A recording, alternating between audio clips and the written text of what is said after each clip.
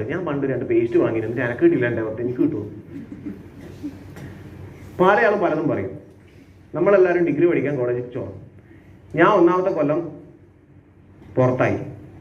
എന്നിട്ട് ഡിഗ്രി മോശം എൻ്റെ കയ്യിൽ പോകണ്ടല്ലേ? കയ്യിലിപ്പോൾ ശരിയായില്ലെങ്കിൽ ലോകത്ത് ഏടി നമ്മളെത്തൂല. ഈ ബിസിനസ്സിലാണെങ്കിലും നല്ല ഇൻകം കിട്ടും. കയ്യിലിരിപ്പ് ശരിയാണെങ്കിൽ ലൈഫിൽ ഒരു 80% പ്രശ്നങ്ങളും മാറുന്ന ഉറപ്പാണ്. കയ്യിലിരിപ്പ് ശരിയാവും. അങ്ങനെ മാറ്റങ്ങൾ വന്ന് 2,14,000 അക്കൗണ്ടിൽ കിട്ടി. അങ്ങനെ കിട്ടാൻ തുടങ്ങി. കൊറോണ വന്നു, കോവിഡ് വന്നതിന് ശേഷം ഇമ്മ്യൂണിറ്റിൻ്റെ പവർ ആളുകൾക്ക് മനസ്സിലായി. കൂടുതൽ നമ്മളെ പ്രൊഡക്റ്റുകൾ വീണ്ടും വീണ്ടും കമ്പനി കൂടുതൽ കവച് പ്രാവശ്യം പോലുള്ള ഉൽപ്പന്നങ്ങൾ വീണ്ടും വീണ്ടും മാർക്കറ്റിലേക്ക് എത്തിച്ചു. അങ്ങനെ ആളുകൾക്ക് ഇതിൽ സാറ്റിസ്ഫൈഡായി. അങ്ങനെ ബിസിനസ് കുത്തനെ ഉയരാൻ തുടങ്ങി. അങ്ങനെ നാഷണൽ ടീം ഓണർ റാങ്ക് ഒക്കെ എത്തി. അതിനുശേഷമാണ് അടുത്തൊരു കാർ വാങ്ങിയത്, XUV 700 മഹീന്ദ്രയുടെ. അത് കുറച്ച് വർഷം യൂസ് ചെയ്തു.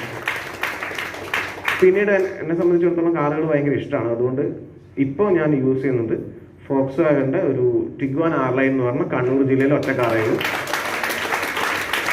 ഒരു ഓൺ റോഡ് ഒരു 60 lakh പ്ലസ് വരുന്നുണ്ട്. ഞാനത് തീരുമാനിച്ചതാണ്. ഓരോ വർഷവും ഞാൻ ഒരു തീരുമാനം എടുക്കും. 30 വയസ്സിന് മുമ്പേ 30 ലക്ഷം കാറിൽ സഞ്ചരിക്കുന്നു പറഞ്ഞു. അന്ന് നടന്നു. അതുപോലെ ഇനി ഇതൊക്കെ നടത്തിയതാ. ബൈക്കിൻ്റെ കാര്യത്തിലാണെങ്കിലും വേറൊരു ബൈക്ക്, ട്രയംഫിൻ്റെ ഒരു ബൈക്ക് യൂസ് ചെയ്യുന്നുണ്ട്. അതുപോലെ തന്നെ പിന്നെ വരുമാനത്തിൻ്റെ കാര്യത്തിലാണെങ്കിലും കാറിൻ്റെ കാര്യത്തിലാണെങ്കിലും യാത്രകൾ പോയിട്ടുണ്ട്. 3-4 രാജ്യങ്ങൾ യാത്ര പോയിട്ടുണ്ട്. നിങ്ങൾക്ക് ആഗ്രഹമില്ലേ? ഇനി അടുത്ത മാസം മെയ് മാസത്തിൽ അടുത്തൊരു രാജ്യത്ത് കൂടി യാത്ര പോകുന്നുണ്ട്. അപ്പോൾ നിങ്ങൾക്ക് ആഗ്രഹമില്ലേ കുറേ സ്ഥലങ്ങളിൽ പോകണം? തായ്ലൻഡിൽ പോയപ്പോൾ കുറേ ആൾ തായ്ലൻഡിൽ പോയപ്പോൾ കുറേ കാര്യങ്ങൾ ക്ഷമയുള്ള ആളുകളെ കണ്ടു. നന്നായിട്ട് ആളുകളെ പ്ലീസ് ചെയ്യുന്നു. Hi sir, how you. നമ്മളെ ആളുകളോട് എന്തുണ്ട് അവിടെ ആണെങ്കിൽ ആളുകളോട് ചിരിച്ച് സംസാരിക്കുന്ന ഒരാളെയും കുറ്റം പറയട്ടെ, നല്ല ആളുകളൊക്കെ ഉണ്ട്. അതുപോലെ നമ്മളുമായി എത്ര നല്ല സുഖമായിരിക്കും അല്ലേ?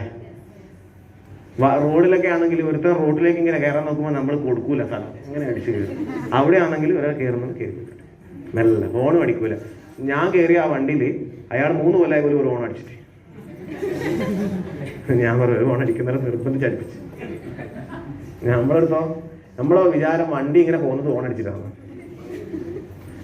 അപ്പോൾ ഇങ്ങനെയുള്ള സ്ഥലത്തുനിന്ന് അവിടെയൊക്കെ പോകുമ്പോൾ നമ്മൾ കുറേ കാര്യങ്ങൾ പഠിക്കും. മലേഷ്യയിൽ ഫാമിലിയായിട്ട് പോയി, പിന്നെ വിയറ്റ്നാമിൽ പോയി, കുറേ തായ്ലൻഡിൽ വീണ്ടും ഒരു അവസരം കിട്ടിയപ്പോൾ വീണ്ടും പോയി. ഇനി അടുത്തൊരു രാജ്യമുണ്ട്, പറയുന്നില്ല. എന്തായാലും വിസ ഓൾറെഡി വന്ന് കിടക്കുന്നുണ്ട്. എന്തായാലും നെക്സ്റ്റ് മന്ത് പോകാൻ വേണ്ടി ഒരു പ്ലാൻ ചെയ്തിട്ടുണ്ട്.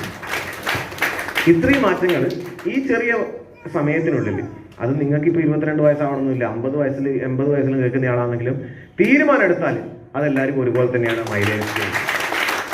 ആ തീരുമാനം എടുത്തുകൊണ്ട് ശക്തമായിട്ട് പ്രവർത്തിക്കാൻ